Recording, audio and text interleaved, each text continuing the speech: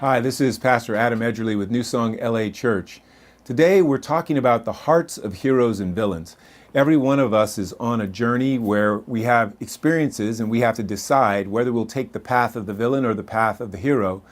One of the most significant characters in any hero's story is the sage, the wise counselor, the mentor, the person who guides the hero on that journey. Today we want to talk about the role of the sage. We find this pattern, this role, throughout the scriptures. One of the most classic examples is the father-in-law of Moses. He is called Reuel in certain passages, and then he's also called Jethro. And when Moses escapes from Egypt, he moves to Midian and he marries the daughter of the priest of Midian, this gentleman named Jethro. And over a period of 40 years, Moses lives in his home, watches how he runs the priesthood and how he runs his business as Moses is working for him as a shepherd. And then when God calls Moses, Moses separates from his father-in-law for a period of time. Then his father-in-law comes to visit him and observes Moses as a leader. One of the classic moments of the sage speaking into the life of the hero is when Jethro, Moses' father-in-law, observes him throughout the day and then comments on how he's leading.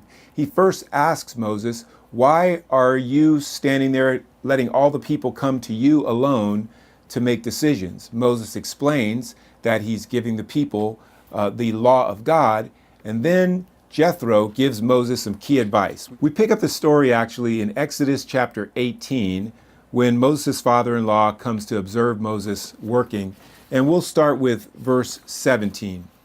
Moses' father-in-law said to him, "What you are doing is not good. You and the people with you will certainly wear yourselves out, for the thing is too heavy for you. You're not able to do it alone. Now obey my voice. I will give you advice, and God be with you.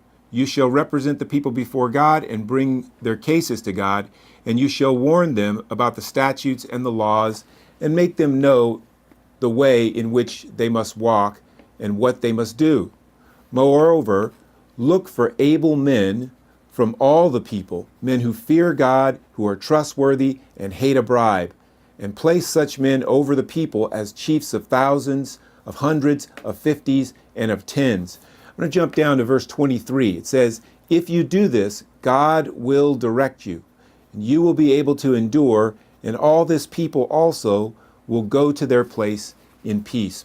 Jethro's advice to Moses was that he should not try to lead the people all on his own, but delegate to other people and establish a system of government. But he was very humble in the way he presented this, and he was very observant, and he listened carefully. Here's some of the principles that we see about a good mentor that Jethro demonstrates for us. Any good mentor should be a person who is very transparent and allowing the disciple to observe their life and not just hear their teaching. There also has to be this mutual observation on the part of the disciple and the mentor. Moses, of course, had watched his father-in-law for many years, but now we see how the father-in-law was watching Moses, observing him in order to instruct him.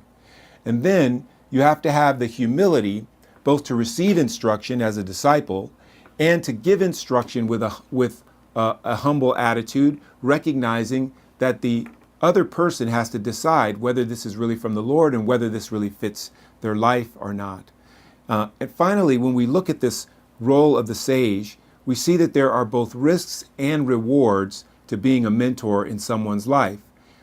One of the other examples in the New Testament is this guy named Mark, who Paul thought, yeah, he made a mistake early on. I don't want to work with him anymore. But Barnabas took the risk of working with this guy, John Mark, and the reward was that Mark wrote the first gospel and actually became an assistant to both Paul and Peter. So I want to encourage you to take the risk, both to seek out a mentor and to be a mentor in someone else's life. God may have called you to be the sage on someone else's hero's journey, or God may be telling you that you need a sage in your life in order to be the hero that he wants to make you into.